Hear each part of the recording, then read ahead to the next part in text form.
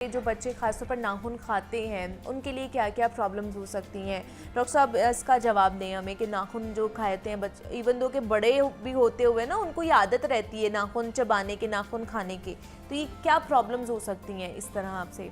देखिए, पहली बात तो ये कि जो नाखून जो खाना है, लोग समझते हैं किसी चीज़ की कमी है। हाँ। वो कमी कोई नहीं है। अच्छा। वो सिर्फ एक आदत बन जाती है। आदत होती है, ठीक आदत बन है। जाती है और उसके लिए आप अपने साइकोलॉजिस्ट से, साइकेट्रिस्ट से आप बड़े सिंपल तरीके भी वैसे बाय द वे इस्तेमाल कर सकते हैं कि अपने हाथों को मसरूफ़ रखें। फॉर एग्जांपल के हाथ में फ़ोन रखें, आजकल तो फ़ोन का वैसे फैशन है हाथ में रखने का। ठीक है। कोई पेन रखें, हाथों को मसरूफ़ रखें ताकि आपके जहन को आदत ख़त्म हो जाए। ठीक है। अब उससे प्रॉब्लम क्या हो सकते हैं कि नाखूनों के नीचे जो हैं आपके जरासीम के जो जमने का, वहाँ पे जमा होने का बहुत ज़्यादा चांस होता है। तो जब आप नाखून को मुंह में डालेंगे तो साथ इसका मतलब आप जरासीम को भी बार बार डाल रहे हैं, तो उससे पेट की बीमारियाँ और इस तरह की बीमारियाँ हो सकती हैं।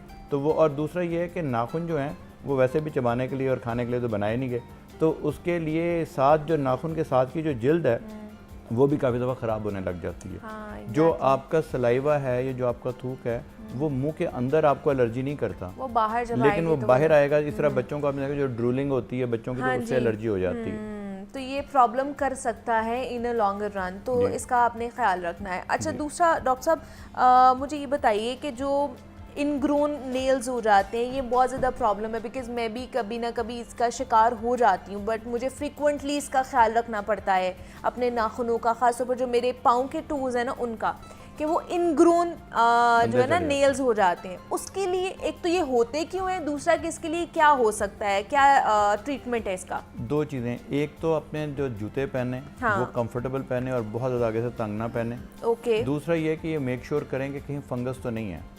फंगस पाकिस्तान में recently गुज़िश्ता I would say 1 year और 2 ईयर्स में बहुत ज़्यादा भी हो गया है, और ज़्यादा इसलिए हुआ है कि लोगों ने आम तौर पे डॉक्टर से पूछे बगैर मेडिकल स्टोर पे गए और उससे कहा यार मुझे कोई रैश है।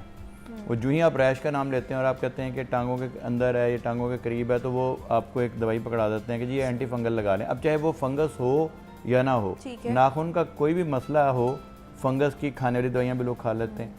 अब वो उससे प्रॉब्लम ये हो कि फंगस उन दवाइयों से मरना बंद हो गया। रेजिस्टेंस डेवलप हो गया फंगस में। It's a huge problem world wide, लेकिन पाकिस्तान में तो बहुत ज़्यादा प्रॉब्लम है।